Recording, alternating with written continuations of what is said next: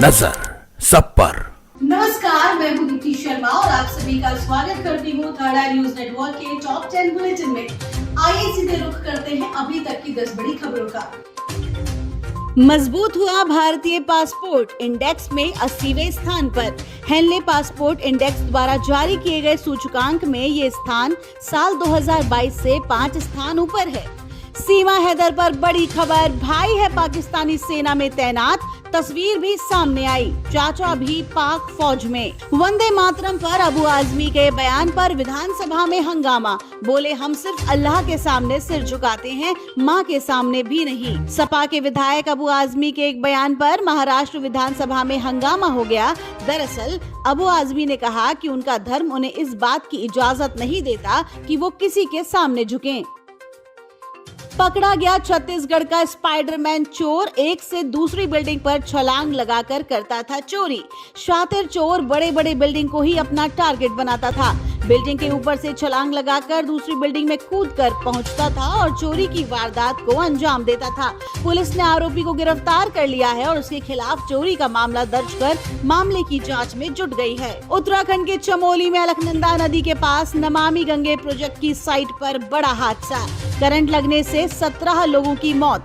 Helicopter से airlift किए गए झुलसे लोग, घायलों में कुछ की हालत गंभीर। अब तक 3 करोड़ टैक्स पेयर ने फाइल किया रिटर्न, बचे हैं सिर्फ 11 दिन, फिर लगेगा बड़ा फाइन। आईपीएस अफसर मनोज यादव को मिली बड़ी जिम्मेदारी, रेलवे सुरक्षा बल के प्रमुख नियुक्त। विनेश फोगाट और बजरंग पूनिया को डायरेक्ट एंट्री के विरोध में आए पहलवान, फेयर ट्रायल की मांग। कुछ महीने पहले ब्रजभूषण सिंह के खिलाफ प्रदर्शन करने वाले पहलवान बजरंग पूनिया और विनेश फोगाट को एशियन गेम्स में डायरेक्ट एंट्री मिलने पर बवाल मच गया है। कई पहलवान सवाल उठा रहे हैं कि ना तो ये दोनों फिट हैं, ना पिछले 1 साल से प्रैक्टिस की है और ना ही कोई कंपटीशन जीता है, फिर कैसे इनको डायरेक्ट एंट्री दी जा रही है। पहलवान अंतिम पंघाल का कहना है कि उन्होंने 2023 में ही सीनियर चैंपियनशिप में सिल्वर जीता, लेकिन एंट्री विनेश फोगाट को मिल गई। पहलवान विशाल कालीरमण ने भी मांग की है कि फेयर ट्रायल किया जाए और उसके आधार पर ही एंट्री दी जाए। कर्नाटक में 5 संदिग्ध आतंकी गिरफ्तार, बेंगलुरु को दहलाने की थी साजिश, गोला बारूद सहित सैटेलाइट फोन बरामद। आशंका जताई जा रही है कि इन सभी आतंकियों ने बेंगलुरु में धमाका करने की योजना बनाई थी।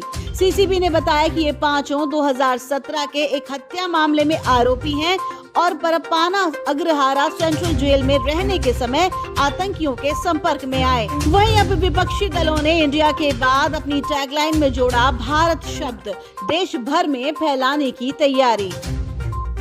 राजस्थान की करीब 40,000 प्राइवेट स्कूलों को राहत, हाईकोर्ट ने कहा आरटीई के तहत प्री प्राइमरी में एडमिशन का भुगतान सरकार को करना होगा। राजस्थान हाईकोर्ट ने आज ये आदेश स्कूल क्रांति संघ व अन्य निजी स्कूलों की याचिका पर सुनवाई करते हुए दिया।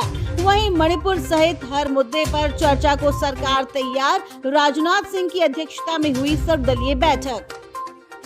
मायावती ने इंडिया से बनाई दूरी, लोकसभा चुनाव को लेकर किया ये ऐलान।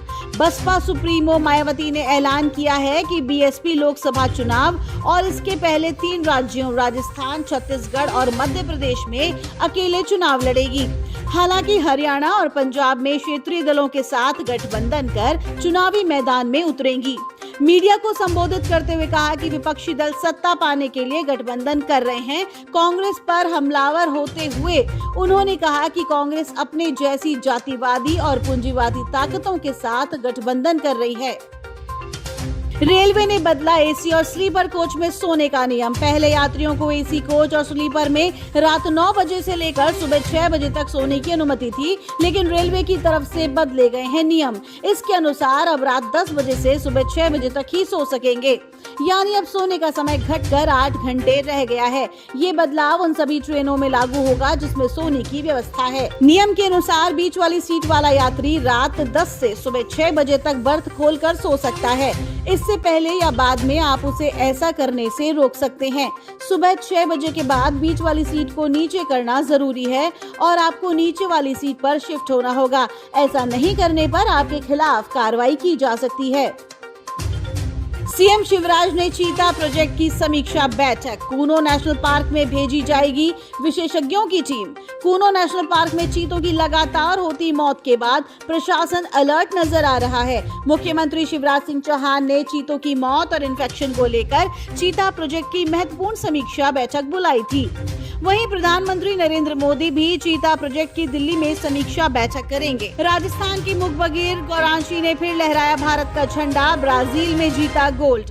गौरांशी ने ब्राजील में चल रही डेफ एंड डम बैडमिंटन वर्ल्ड चैंपियनशिप में गोल्ड मेडल जीता है। वहीं उदयपुर के गोपाल सिंह ने निगल लिया टूथब्रश। दुनिया का 51वां ऐसा केस, डॉक्टर ने बिना चीरा लगाए पेट से निकाला बाहर। ओटीटी पर अश्लीलता और गाली गलौज होगी बंद, सरकार ने उठाया बड़ा कदम। डिजिटल प्लेटफॉर्म्स के कंटेंट सेंसर बोर्ड के दायरे में नहीं आते हैं, जिसकी वजह लेकर कई सीरीज फिल्मों में वल्गैरिटी और गाली गलौज देखने को मिलती है। समय समय पर ये मांग उठती रही है कि ओटीटी प्लेटफॉर्म्स पर भी लगाम लगे। इसको लेकर केंद्रीय सूचना और प्रसारण मंत्री अनुराग ठाकुर ने तमाम बड़े ओटीटी प्लेटफॉर्म्स के रिप्रेजेंटेटिव्स के साथ बैठक की और इस बात पर जोर दिया कि वल्गैरिटी पर लगाम लगे।